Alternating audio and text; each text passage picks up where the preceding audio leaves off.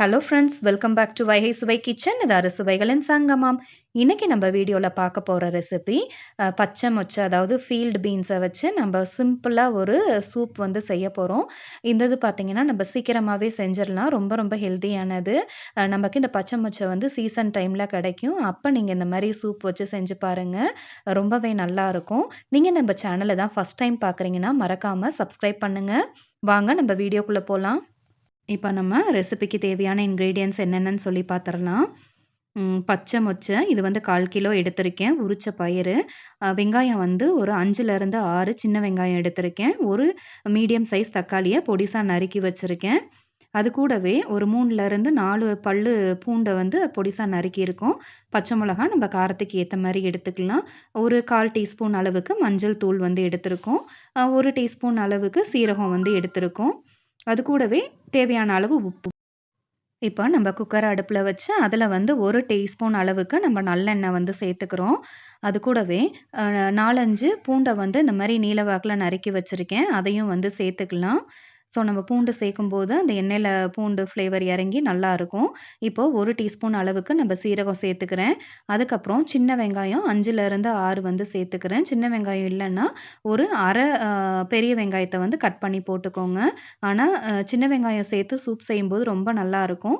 ஒரு பச்சை மிளகாயை வந்து நான் இங்கே வந்து கீறி சேர்த்துக்கிறேன்.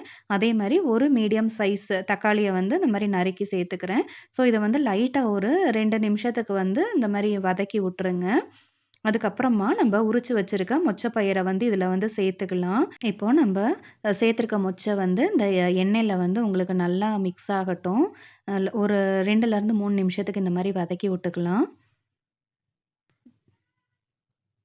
இப்போ நம்ம 1/4 டீஸ்பூனுக்கும் கொஞ்சம் கம்மியாக வந்து மஞ்சள் தூள் வந்து சேர்த்துக்கலாம். அந்த மஞ்சள் தூளோட பச்சை வாசனை வந்து போகிற வரைக்கும் இந்த மாதிரி நல்லா வறுத்து விடுங்க. அதுக்கப்புறமா நம்ம தேவையான அளவு வந்து உப்பு சேர்த்துக்கலாம். உப்பு சேர்த்ததுக்கப்புறமா நல்லா இந்த மாதிரி மிக்ஸ் பண்ணி விட்டுருங்க. அது கூடவே நான் இங்கே வந்து அரிசி கழுவி அதோட தண்ணி எடுத்து வச்சுருக்கேன், கழனி தண்ணி. அதை வந்து சேர்த்து தான் நம்ம சூப் செய்ய போகிறோம். நீங்கள் ரைஸ் வாட்டர் வச்சு சூப் செய்யும்போது தான் அதோட டேஸ்ட் வந்து ரொம்ப ரொம்ப நல்லாயிருக்கும். நார்மலாக தண்ணி ஊற்றினோன்னா உங்களுக்கு அந்தளவுக்கு இருக்காது. இப்போது நம்ம இந்த பயிர் வெந்து பொங்கி வராமல் இருக்கிறதுக்கு நம்ம 1 டீஸ்பூன் அளவுக்கு நல்லெண்ணெய் சேர்த்துக்கலாம். அப்போது உங்களுக்கு நுரைச்சி வெளியே வந்து குக்கருக்கு வெளியே வந்து வராது. இதை வந்து ஒரு 5 நிமிஷத்துக்கு சிம்மில் வந்து வச்சுருங்க. இது நல்லா அந்த பயிர் எல்லாமே நல்லா கொஞ்சம் கொதிச்சு வர ஆரம்பிக்கட்டும். இந்த சூப் வந்து பார்த்தீங்கன்னா, ரொம்ப மைல்டா இருக்கும்.